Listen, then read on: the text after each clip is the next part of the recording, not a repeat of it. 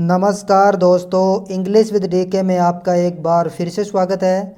आज के इस वीडियो में हम अध्ययन करेंगे जॉन डन की एक poem death B not proud के बारे में। तो सबसे पहले हम थोड़ा सा पोइट और पोइम के बारे में देख लेते हैं। जॉन डन जो है वो बहुत ही प्रसिद्ध एक मेटाफिजिकल पोइट हैं और मेटाफिजिक्स जो है वो ऐसे पोइट्सों का एक समूह है जो इस ब्रह्मांड से बाहर की कुछ बातें करते हैं। इस पोइम के अंदर भी हम देखेंगे। और ये जो हमारी सोनेट है डेथ बी नॉट प्राउड, जो इसको होली सोनेट 10 के नाम से भी जाना जाता है। और ये एक सोनेट है और पेटार्कन सोनेट है और पेटार्कन सोनेट है ये, और आयम्बिक पेंटामीटर के अंदर लिखा गया है। यदि आप सोनेट, पेटार्कन, आयम्बिक पेंटामीटर के बारे में नहीं जानते हैं तो इसके ऊपर इस वीडियो को आप देखिए, लिंक आपको डिस्क्रिप्शन बॉक्स में मिल जाएगा। रिटर्न ये जो पोइम जो है ये 1609 के अंदर जो है इसको लिखा गया था और लिखने के कई सालों के बाद जॉन डन की मृत्यु के बाद जो है इसको 1933 के अंदर जो है इस पोइम को पब्लिश करवाया गया था। और इस पोइम की यदि मेन थीम की हम बात करें, मुख्य जो सेंट्रल आइडिया की बात करें, तो इसमें लेखक हमें बताते हैं, पोइट हमें बताते हैं कि death gives birth to our soul, कि मृत्यु जो है वो हमारी आत्मा को जीवन दान देती है। देयरफॉर इसलिए it should not consider itself mighty, इसलिए इस मौत को जो है, इस डेथ को शक्तिशाली नहीं मानना चाहिए। और पोइट जो है इस पोइम के अंदर डेथ को जो है वो बिल्कुल ही पावरफुल नहीं मानते हैं। तो चलिए शुरू करते हैं आज की हमारी इस पोइम को। Death B not proud though some have called the mighty and dreadful. तो पोइट जो है वो पहली लाइन के अंदर डेथ जो है, जो पर्सोनिफाइड है यानी एक व्यक्ति के रूप में जो है, पर्सन के रूप में उसको जो है एड्रेस करते हुए कहते हैं कि मृत्यु तुम घमंड मत करो। दाऊ यद्यपि, सम हैव कोल्ड, कि कुछ लोग जो है तुम्हें कहते हैं, माइटी एंड ड्रेडफुल, कि तुम बहुत ही शक्तिशाली हो, बहुत ही डरावनी हो। For Dau art not so, जबकि ऐसा है नहीं, तुम ऐसी भयानक और तुम ऐसी शक्तिशाली, तुम्हारे अंदर शक्ति है ही नहीं। फॉर दोज हुम दाऊ थिंकेस, फॉर दोज, उन लोगों के लिए, हुम, जिनके बारे में तुम सोचती हो, दाउ डस्ट ओवरथ्रो, कि तुमने उन लोगों को ओवरथ्रो कर लिया है, तुमने उन लोगों को जीत लिया है या तुमने उनको जो है वो मार दिया है। डाई नोट, वो मरे नहीं है। यानी मृत्यु तुम सोचती तो हो कि तुमने उन लोगों को हरा दिया है या तुमने उन लोगों को मार दिया है, जबकि तुम ऐसा नहीं कर पाई हो। पुअर डेथ, बेचारी मौत। नोट येट कैंस दाउ किल मी, और ना ही तुम मुझे जो है वो मार पाओगी।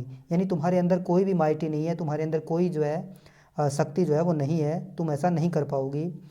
From rest and sleep which but thy pictures be, कि जिस प्रकार से रेस्ट और स्लीप जो तुम्हारी ही तस्वीरें हैं, यानी तुम्हें यहाँ पर जो है वो पोइट बता रहे हैं कि उनको घमंड नहीं करना चाहिए। क्यों नहीं करना चाहिए वो यहाँ बता रहे हैं कि जिस प्रकार से जो रेस्ट और स्लीप हैं वो मौत की ही तस्वीरें होती हैं। Much pleasure then from thee much more must flow, तो वो जो हैं उनके अंदर बहुत ज़्यादा प्लेजर, तुम्हारे से भी ज़्यादा उनके अंदर प्लेजर होता है, उनके अंदर खुशी होती है या फ्लो होता है। तो कोई भी व्यक्ति जो है उसको घमंड करने के लिए यहाँ पर जो है वो दो कारण जो है वहाँ पर बताए गए हैं। पहला कारण तो ये कि यदि कोई चीज़ सभी को प्लेजर देने वाली हो तो वो घमंड कर सकती है कि मैं सभी लोगों को प्लेजर देती हूँ, आराम देती हूँ, शांति देती हूँ, तो वो घमंड कर सकती है। जबकि तुम्हारे से ज़्यादा जो तुम्हारी ही तस्वीरें हैं, आराम और स्लीप, वो तुमसे ज़्यादा प्लेजर देती है। इसके अलावा दूसरा वो पॉइंट एक और डिस्कस करते हैं। एंड सुनेस्ट और best man with the does go, कि और हमारे जो सबसे अच्छे आदमी जो हैं, सबसे अच्छे काम इस दुनिया में करने वाले जो लोग हैं, वो जल्द ही यानी बहुत ही कम उम्र में जो है वो तुम्हारे साथ चल देते हैं। कहने का मतलब कि वो तुम्हारे साथ जाने से बिल्कुल भी नहीं घबराते हैं। इसका मतलब तुम्हारे अंदर कोई डर भी नहीं है। तो कोई, तुम इस बात पे भी घमंड कर सकती हो कि मेरे से सारे लोग डरते हैं, जबकि सारे लोग कहाँ डरते हैं। हमारे सबसे अच्छे जो बेस्ट मैन जो हैं वो तुम्हारे साथ जो है वो जाने के लिए तैयार हो जाते हैं। इसका मतलब कि उनके अंदर फियर नहीं है, वो तुमसे नहीं डरते हैं। तो पॉइंट यहाँ ये बताना चाहते हैं। और वो वहाँ जा कर के क्या करते हैं, तुम्हारे साथ चले जाते हैं, रेस्ट देयर बोन्स, ताकि वो अपनी जो शरीर जो है, बोन्स जो है, उनको आराम दे सकें। एंड सोल डिलीवरी, और अपनी आत्मा को मुक्त करवा सकें, डिलीवर कर सकें अपनी आत्मा को। Thou art slave to fate, दूसरा जो है वो कवि बता रहे हैं कि मौत जो है वो कमज़ोर क्यों है, वो शक्तिशाली क्यों नहीं है। वो यहाँ पर कुछ एक उसके रीज़न जो है वो बता रहे हैं। Thou art slave to fate, कि तुम तो भाग्य जो है उसकी ग़ुलाम हो।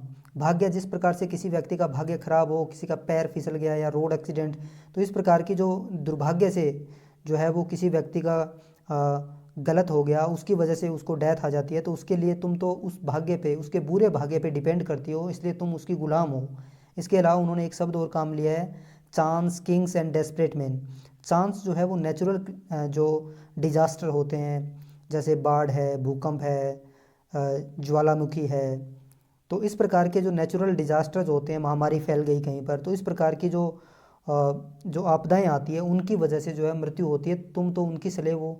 और इसके अलावा तुम किंग, जो राजा जो है, क्योंकि यदि तुम में पावर है तो तुम फिर राजा को जो है वो जो राजा किसी को भी मृत्यु दंड दे देता है, या फिर राजा की वजह से जो बहुत सारे युद्ध जो होते हैं उनकी वजह से मृत्यु आती है, तुम राजा पे डिपेंड करती हो। And desperate man, desperate man यहाँ पर जो है वो क्रिमिनल लोग जो हैं उनके लिए आया है, कि वो किसी भी चलते राहगीर को लूटपाट करने के चक्कर में ही जिसको मार देते हैं, या जो लोग कत्लेआम करते हैं उनके लिए आया, कि तुम तो उनके ऊपर डिपेंड करती हो, उनका बहाना लेकर के जो है वो अपना काम करती हो, इसलिए तुम बहादुर नहीं हो, तुम शक्तिशाली नहीं हो, तुम एक पुअर डेथ हो। And death with poison, war and sickness, dwell. इसके अलावा यहाँ पर देखो, ओल्ड इंग्लिश में पॉइजन की स्पेलिंग वार, सिकनेस और ड्वेल का मतलब होता है निवास करना। इसके अलावा तुम तो जो है वो जहर के अंदर, युद्ध के अंदर, बीमारी के अंदर निवास करती हो, यानी ये तुम्हारे सगे साथी हैं, इनका बहाना लेकर के, इनके कंधे पे बंदूक रख करके तुम अपना काम करती हो, इसलिए तुम्हें घमंड वाली तुम्हारे अंदर कोई ऐसी खासियत नहीं है। And poppies and charms can make us sleep as well. और यदि तुम्हें ये घमंड है कि मैं तो हमेशा हमेशा के ही सुला देता हूँ, तो पोपीज जो होता है, अफीम जो होता है, चार्म्स यानी जो जादू जो होता है, वो भी जिस प्रकार से तुम जो निंद्रा देती हो वैसी की वैसी स्लीप जो है वो ये नशा भी देते हैं। नशा करने के बाद लोग जो है वो मर्द प्राय हो जाते हैं, उनको किसी भी प्रकार की कोई चेतना जो है उनकी काम नहीं करती है, तो वो भी तुम्हारे जैसा सेंस वो भी देते हैं।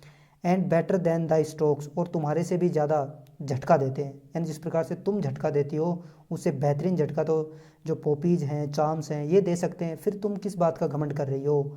वाई स्वेलेस्ट दाउ देन, फिर तुम सूजी सूजी क्यों हो, यानी तुम जो है अपना मुंह क्यों सुझा रखा है तुमने, किस बात का तुम्हें घमंड है?